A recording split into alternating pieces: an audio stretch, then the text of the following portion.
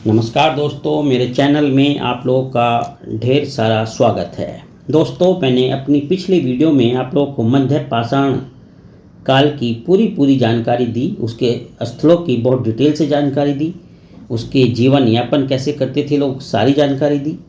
आज मैं शुरू करूंगा नव पाषाण काल।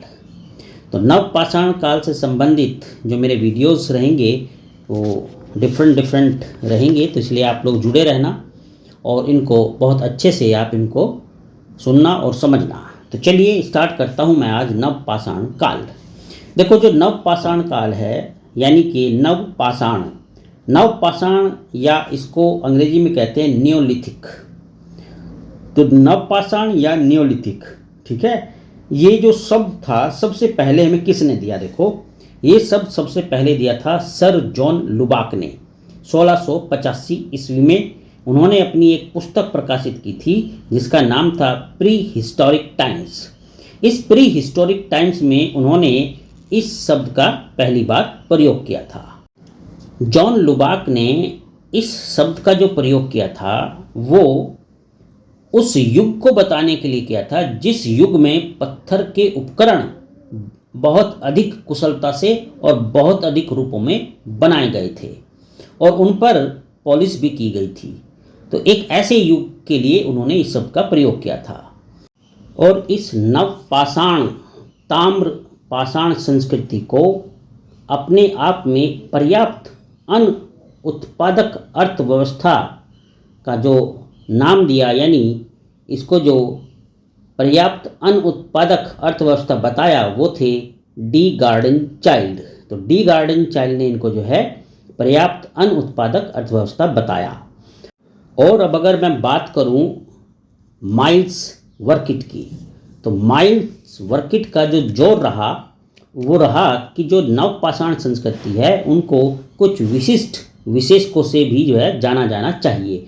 और उन्होंने जो विशिष्ट विशेषक इस नव पाषाण संस्कृति के लिए प्रयोग किए, जिस पर उन्होंने जोर दिया, वो थे कृषि कार्य, पशुओं का पालन, पत्थर के औजारों का घर्षण और उन पर पॉलिश करना और मृद भांड बनाना। तो ये चार ऐसे पहलू थे जिस पर जो है माइल्स वर्किट ने जोर दिया कि भाई नव पाषाण संस्कृति को इन विशिष्ट विशेषकों से भी माना जाना चाहिए। अब इसी में मैं आगे की बात आपको बताऊं तो ये जो नव पाषाण की संकल्पना रही है इसमें काफ़ी कुछ परिवर्तन आया। और आधुनिक अध्ययन का अगर उल्लेख किया जाए तो इस आधुनिक अध्ययन में ये बताया गया कि भाई नव पाषाण शब्द उस पूर्व धातु चरण संस्कृति का सूचक होना चाहिए जब यहाँ रहने वालों ने अनाज उगाकर और पशुओं का पालन करके, यानी पशुओं को पालतू बनाकर भोजन की विश्वस्त पूर्ति की जो है व्यवस्था की और एक ही स्थान पर जो है उन्होंने रुककर अपना जीवन व्यतीत करना आरंभ कर दिया था। तो इस तरीके से जो है इस आधुनिक जो है अध्ययन में ऐसा उल्लेख किया गया। लेकिन इसमें एक बात और यहाँ कही गई कि इतना होने के बाद भी घर्षित पत्थर के औजार नव पाषाण संस्कृति की सर्वाधिक अनिवार्य विशेषता थी। मेरी बात आपको समझ में आ गई कि भाई अब जो है मानव ने जो है एक जगह रुक के अपना जीवन यापन करना शुरू कर दिया। जैसे पहले वो खाना बदोश की तरह घूमता रहता था, अब उसके जीवन में थोड़ा सा स्थायित्व आना शुरू हो गया था। वनस्पति कृषिकरण एवं पशुओं के पालने के एक स्थान पर टिककर जीवन बिताने के आधार पर ग्राम समुदायों की शुरुआत एक तरीके से जो है शुरू हो गई थी और साथ ही कृषि प्रौद्योगिकी की शुरुआत भी शुरू हो गई थी।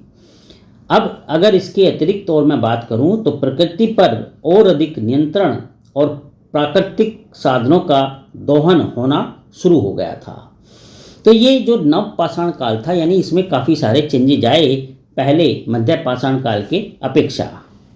तो दोस्तों, ये थी नव पाषाण काल का एक छोटा सा परिचय कि भाई इसमें क्या नयापन आया। अगली वीडियो में आप लोगों को मैं बताऊंगा कि भारत में नव पाषाण काल का जो रहा है वो क्या सिस्टम रहा है। आप मुझसे जुड़े रहना। चैनल सब्सक्राइब नहीं कर जरूर सब्सक्राइब कर लेना। चलिए, आपका मुझसे जुड़ने के लिए बहुत बहुत धन्यवाद। आपका दिन शुभ हो।